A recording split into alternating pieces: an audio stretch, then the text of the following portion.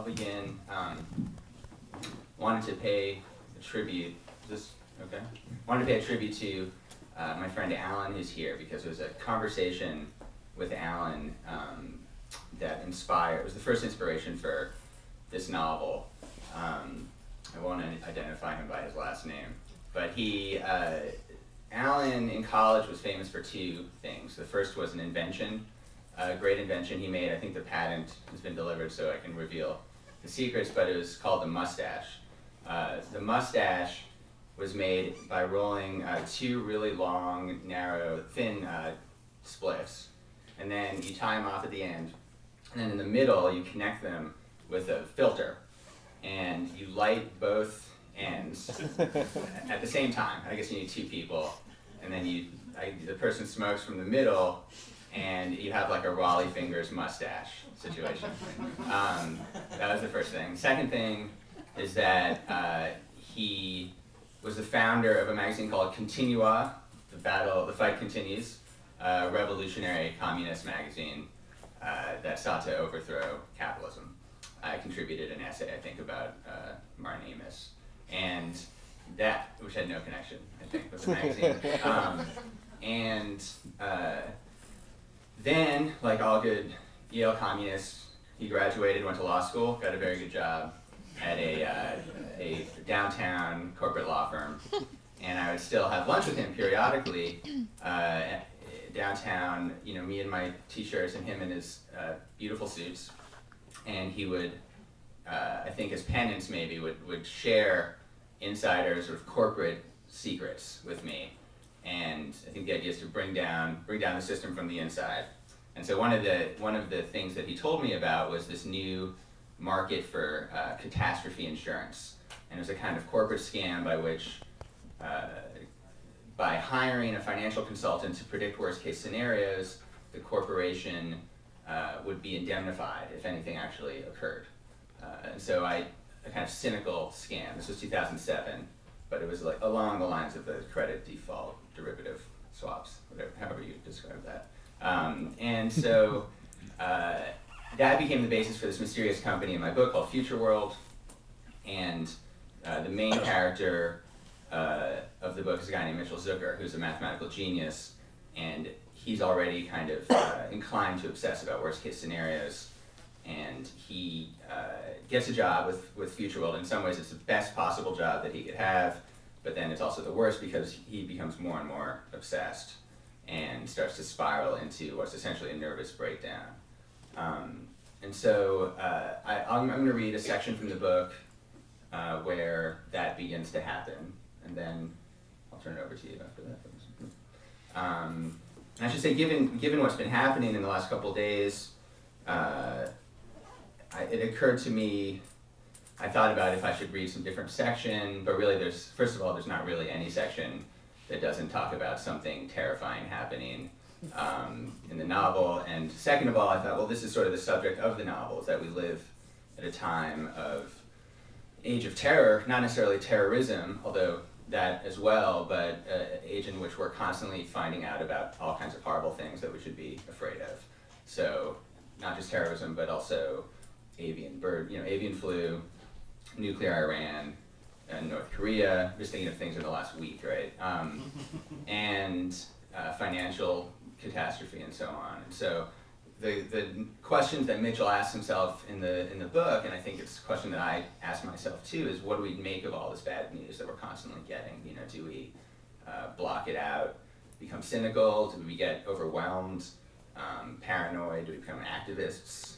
Or is there some other way out?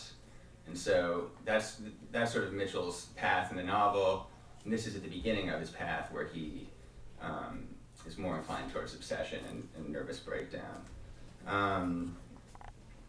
And what else do you have to know? His boss is a man named Alec Charnoble, he's mentioned, and he's consulting with this corporate client named Nyebuster.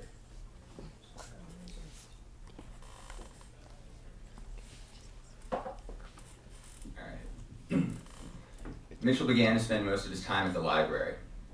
He requested books on the engineering of New York skyscrapers, bridges, and highways. He found information that he could draft directly into his fear reports. I should say that all of the facts you're going to hear are real. He learned, for instance, that 3/4 of all city water lines had exceeded their design life, many by a century.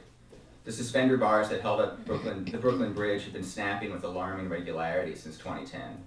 If the 4 ventilation fans on either end of the Holland Tunnel were to break down, drivers would die of carbon monoxide poisoning before reaching New Jersey.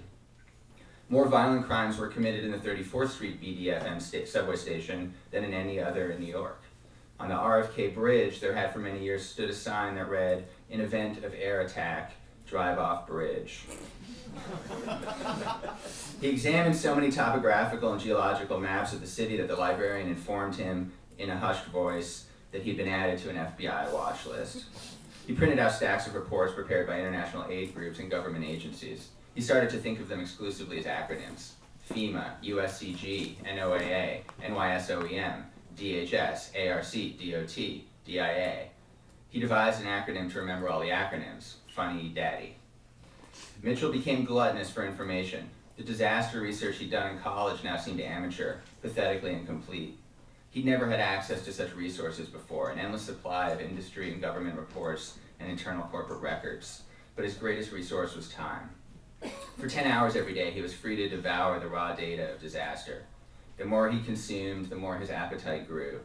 The thousands of facts he ingested daily kept out his parents in the emptiness of his spooky, squalid, orange-lit apartment. The facts were thrilling. Manhattan's highest natural elevation was Bennett Park, an outcropping of schist in Washington Heights, 268 feet above sea level. Its lowest point was the Battery Park City Esplanade, 7 feet above the Hudson River. A fault line ran across 125th Street, and any day could trigger a magnitude 6 earthquake. Mitchell memorized the Richter scale and its equivalencies. An earthquake measuring 4.0 was equivalent to the detonation of a small atomic bomb. A 7.1 was as destructive as the largest thermonuclear weapon ever tested. About 20 7.0s occurred annually and one 8.0. The only thing in this world that could compare with the propulsive energy of an 8 or 9 earthquake was a previous 8 or 9 earthquake. In the Great Panamanian Quake of 1882 in 8.1, the force of the tremor broke some coastal homes in two. A young married couple who slept on adjacent single mattresses awoke to find themselves separated by a widening bay. Their house split clean in half, she on the mainland, he on a tiny islet drifting away from her into the sea. Hurricanes were measured by the Saffir-Simpson scale, winds less than 118 miles an hour by the Beaufort scale. Tornadoes were charted by the Fujita scale, named after Professor Tetsuya Fujita of Kyushu, Japan, a man known in press reports as Mr. Tornado. Through his work on tornado classification, Mr. Tornado discovered a peculiar meteorological phenomenon that he named a microburst. First time reading this, I'm going to mispronounce more words. A microburst was a strong, localized air current that caused wind to change direction and speed rapidly. Mr. Tornado determined that this freakish phenomenon was responsible for most unsolved airline crashes. Mitchell had never heard of microbursts before and was terrified by the thought of them. For a long time, he paused over the microbursts. FEMA advised American citizens to keep in their homes at all times an emergency supply kit. Books, games, and puzzles were also recommended. Disasters were like crime scenes. After the initial violence, there was a lot of waiting around. If you kept yourself entertained, there was less opportunity for panic. The new information crystallized in his brain. Wasn't this the work he was born to do? His juvenile obsessions had prepared him well. He sometimes wondered whether he could remember details about emergencies more vividly than anecdotes from college or childhood. As he worked, his mind opened up, and he plowed himself into it. Brain ate heart. It's not to say he was turning cold or emotionless, just the opposite. The bad news brought a rush of excitement. It fortified, too. It reached an intimate part of him. It didn't merely feed his fears, it also fed his fascinations. The information had a way of seeping into his higher thoughts. After a while, he began to feel that he was the information. He went further afield, into doomsday prophecy and eschatology. It was tremendous fun. He read Nostradamus, Malthus, Alvin Toffler. He read prophets and he read Revelation. 7-headed dragons, locusts with man faces wearing crowns of gold, a sea of glass mingled with fire. Mitchell loved Revelation. The Christians were excellent worst-case scenarists, even better than the Jews. They were terrified in Technicolor, green dragons, swirling orange fires of hell, scarlet demons. Then earthquakes, floods, wildfires, and tsunamis. He learned that scientists had detected fault lines in a 5-mile-wide volcano situated on La Palma, one of the westward Canary Islands. when an eruption causes the crater and its 500 billion tons of rock to break apart and slide into the ocean, and this is a geological inevitability, only a matter of time, it will trigger the largest tsunami in recorded history. The great wave will travel across the ocean faster than an airplane. It'll take 8 hours to reach the Atlantic seaboard, by which time the crest will be half a mile above sea level, more than twice the height of the Empire State Building. And then that wave will crash. There are also the threats of a solar storm that would reset the planet's magnetic field, a deep freeze, hailstorm, hurricane, tornado, asteroid, volcano. There's no volcano in New York City, said Nybuster. That's what you'd like to believe, replied Mitchell. You'd like to believe that very much. Mitchell's mother, a decent homespun Ricky in Overland Park, fretted about him. She began to call more frequently. I'm just not sure it's so healthy. The scenarios, he said, they're a kind of logic game, a puzzle. These things you're reading so much about, are you afraid of them actually happening? Mitchell bit his lip. No. Ricky snorted. She could always tell when he was full of it. Everyone has fears, he said. It's just a matter of controlling them. You must have fears yourself. Of course I do, she said. So how do you overcome them? I try to put them out of mind, avoid a roving imagination and idle reveries. I have a different strategy, said Mitchell. He leaned back in his chair, his free hand gravitating to his head. The hair was getting thinner, it seemed. When he grabbed a fistful and pulled, several strands came away. Was this normal? The orphaned hairs collected on his desk. I imagine a scenario in the greatest detail possible. That way I can figure out how unlikely it is to come true. Fearing the worst usually cures the worst. You're in New York now, she said. You don't have to deal with all the little indignities of small-town life, or slumlord life. Her father's a slumlord. Everything's just so little here. Sometimes I feel like a slumlord, he said, only the slums are inside me. What? Just that I feel. Stop with the nonsense, said his mother. He was exhausted. An excess of fear did that to him.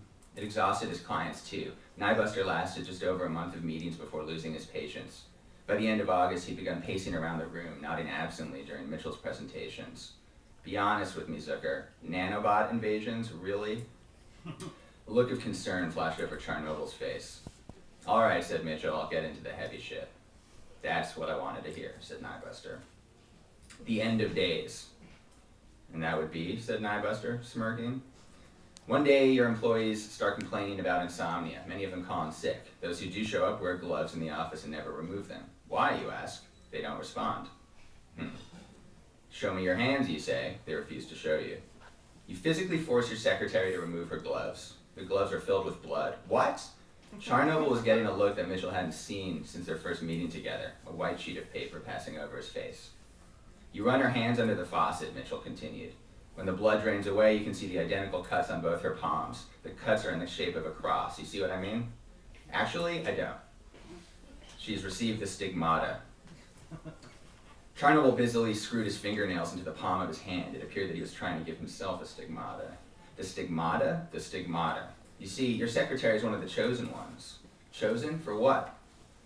You wake up the next morning to the sound of a trumpet call. The sun is turning black like a rotten lemon.